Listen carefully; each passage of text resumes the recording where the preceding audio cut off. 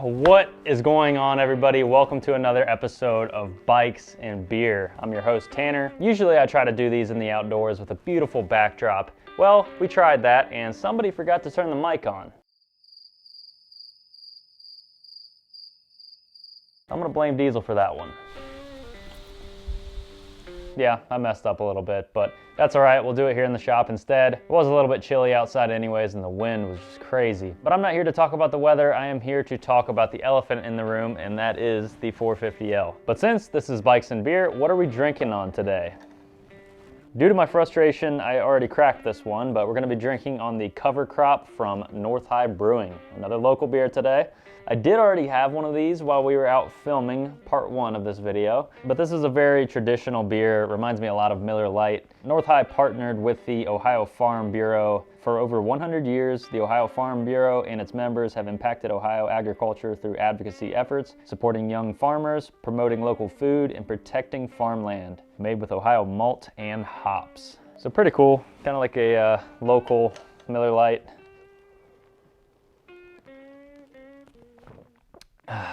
Pretty refreshing nonetheless. But I've had several comments and the cat is out of the bag. I already have the 450L up for sale. And there's a number of reasons why. First being that I just don't need the bike. The CRF 300L suits my needs just fine, and I would rather use that as a dual sport than this. But let me start out by saying that this is a fantastic machine, at least in this form. With all of the mods done to it, it is a lot of fun to ride on the trails. And as soon as things open up, you get out on the road, this bike really starts to shine. I really got a chance to enjoy it on the last dual sport trip that MJ and I went on. From the wide open trails at Wayne to the roads on the way back, it finally gave me a chance to see why a lot of people like these bikes, but ultimately it is still not for me. So for those of you that don't know, I had a 450L a couple years ago, and soon after buying it, I ended up selling it. I never cared for the bike other than a few aesthetic mods. It was bone stock as far as the exhaust and ECU. And after selling it, I got bombarded with comments from other 450L owners saying that I had to try it with a Vortex. It was a completely different bike, this, that, and the other. But at the time, I just couldn't justify spending the extra $2,000 in upgrades. And even if I were to do it again, I probably still wouldn't have done so. But that is the perks of buying used. So I actually traded the CRF 450RX for this bike. It all kind of worked out because I still was curious to see what the bike would be like in its final form with all those mods done. So this is a trade deal that actually worked out. I don't often trade things. Usually you get the bad side of the deal. I've never really been offered anything worth trading for, and I was actually the one to reach out offering the trade. The guy that I got this from wanted a motocross bike, and I was gonna sell the 450RX anyway. So I offered the 450RX and he was interested, and this is how we ended up with this bike. So I was really excited to give this one a try. From all the forum posts and the comments of everybody saying how the Vortex completely transforms the bike with the exhaust, I was expecting a completely different bike. And don't get me wrong, the first test ride went really well. Right away, I could tell a huge difference in the throttle response, especially when coming off of the throttle, the bike wouldn't surge like it used to. It was pretty smooth and it seemed to chug along just fine. This also has a throttle tamer, so it kind of mellows out the delivery. At first, everything seemed great. And then I made the mistake of heading to the river and taking it through the riverbed. All of the flashbacks and the feelings that I had with the last one came back again, and I ended up stalling it multiple times. Oh, he stalled it. And I was just kind of fighting the bike, especially coming from the 300L, which has a super smooth clutch and is way better than the slow stuff in my opinion. At the end of the day, it's still a 450 and it doesn't like to be ridden slow. Regardless, I pushed on, got through the rest of the riverbed, went up to the road, and that is where the bike shines. I guess I just hoped that the ECU would fix everything, but at the end of the day, that's just not possible. It's just the nature of the bike. I also have a lot of seat time on the modern two-strokes, and once you ride one of those in the enduro environments, nothing really compares. So ultimately, if I didn't have the 300L, would I consider keeping this? Maybe. I still feel better about using the 300L as a dual sport with the street bike engine, but even with the higher compression, these things are still pretty solid. I've seen multiple forum posts with people taking them over 20,000 miles on the original piston and rings, so it does hold that Honda name. It can stand the test of time. But like I said, I can do pretty much everything that I can on this bike on the 300L, and in most cases, I enjoy riding the 300L more. but I'll have a separate video on that. I want to focus my thoughts on the 450L, so let's go ahead and walk through the mod list. You won't believe how much money is in this bike behind me. I'll go ahead and start with the least expensive items and work my way up to the top. So as I mentioned, it has the throttle tamer. I can't really give a fair judgment to the difference between the stock because it's been so long since I rode my old 450L, but from what I've heard, it really makes a difference. That comes in at $80. Funny enough, I have the same Tusk fender rack that I had on the old one, and that comes in around $90. We got a set of bark busters. I run wraparounds on all of my bikes. I've heard some folklore of people getting their hands caught in them and breaking their arms, but the amount of times that I would have broken my hands without them, I'll always have a set on my bikes. But those come in around $140. Moving to the rear, we have the 12 O'Clock Labs fender eliminator and integrated taillight. Super clean design, looks great, works even better, and it is made here in Ohio, so another local product. That comes in at $190. Moving down to the rubber, we have the Dunlop B606 tires. Highly recommended tire in the dual sport community. I had a good experience with them. I never aired them down, which I should have. They got a lot of air in them, and they got me through most terrain just fine. I am going to be trying out the Tusk D Sport tires next, which have a similar tread pattern, so I'm curious to see how those do considering the price difference. But you can pick up a set for around $250. We have the Seat Concepts Comfort XL seat.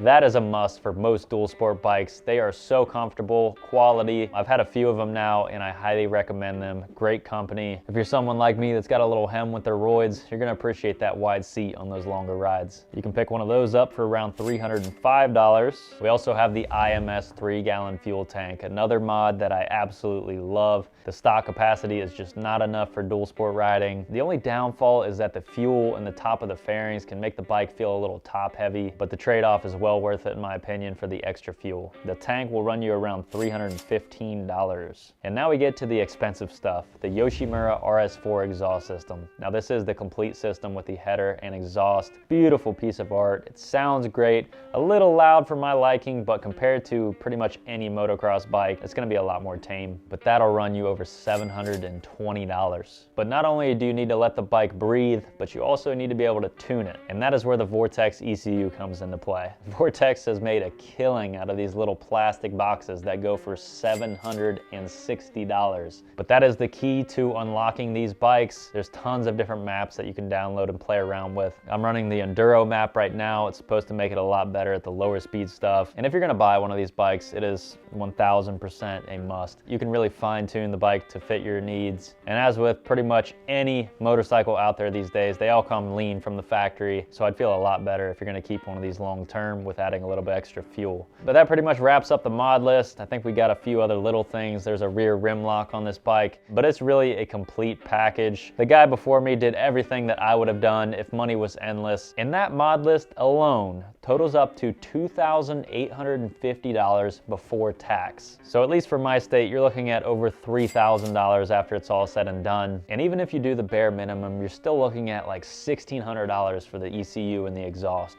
So that being said, if you're gonna buy one of these bikes brand new, the MSRP in 2021 is $10,000. That's before tax, title, dealer fees. So there's a lot of people out there paying $12,000 out of the door. You tack on another $3,000 in mods and you're looking at a $15,000 bike sitting behind me. Damn!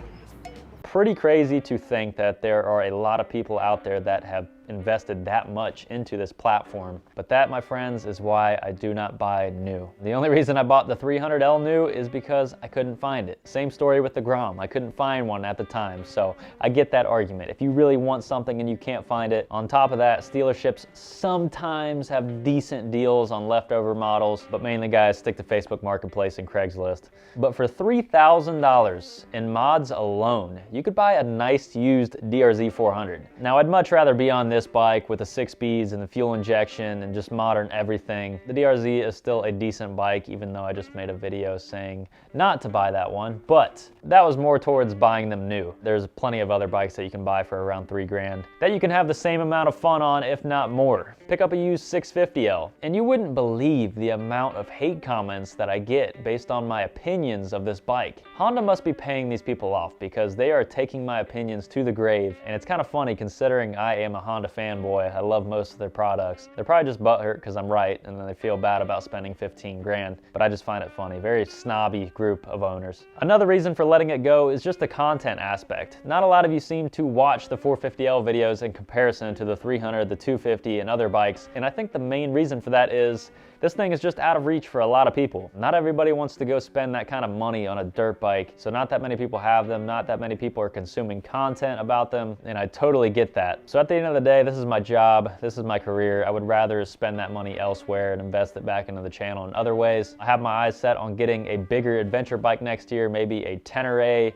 maybe a 690, 701. Hell, I'd really like to get a KTM 500 or Husky to compare to this. Might make the switch back to Team Orange. Regardless, I just don't have the same love for this bike as I do the 300L, which isn't going anywhere. At the end of the day, this would make a great bike for a lot of people, so if you are in the market, this is currently for sale, so I'll go ahead and drop my email on the screen and in the description below, so if you are interested, send me an email. This is a great deal considering all the mods that are done to it. I'm in the Central Ohio area, so hit me up, we can make something happen. This bike is really for somebody who's going to do some true hardcore dual sporting, someone who wants to go the distance, maybe likes faster paced riding. Hell, if I lived in the desert or out in the mountains of Colorado, this thing would be a blast to go straight from the house to the trails. With the suspension and the extra power, it is more capable. It's definitely more fun on the street, and the power is just a blast. This thing would be an ultimate hooligan machine. I also have the Supermoto wheels from the 450RX, so I thought about that. So this thing definitely does have a purpose. I don't see it going anywhere anytime soon. I'm sure the following will get bigger and bigger, especially with more used options coming about. It's been out since 2019, so there's 4 variants now. They changed the name to the RL. Same bike, different graphics. That's why you've seen me use the RL in the title, just for algorithm reasons. But I don't want to ramble on too much longer. These are my final thoughts with the 450L. You probably won't see another one on the channel for a long time. I tried it not once, but twice. We gave it a proper go this time around with the right mods. And at the end of the day, it's just not for me. So respect it or not, those are my feelings about the bike. Let me know your thoughts down in the comments. Always love to hear it. If you have any other questions about this bike or anything else, let me know. But I think the 450L saga has come to an end. I'll go ahead and give the cover crop a 6 out of 10. Pretty basic. If you have any beer recommendations, drop that in the comments too. But I hope y'all enjoyed. Have a good weekend. And until the next video, we'll see you then. You got anything you want to say? You were a star in the other video, but somebody messed up.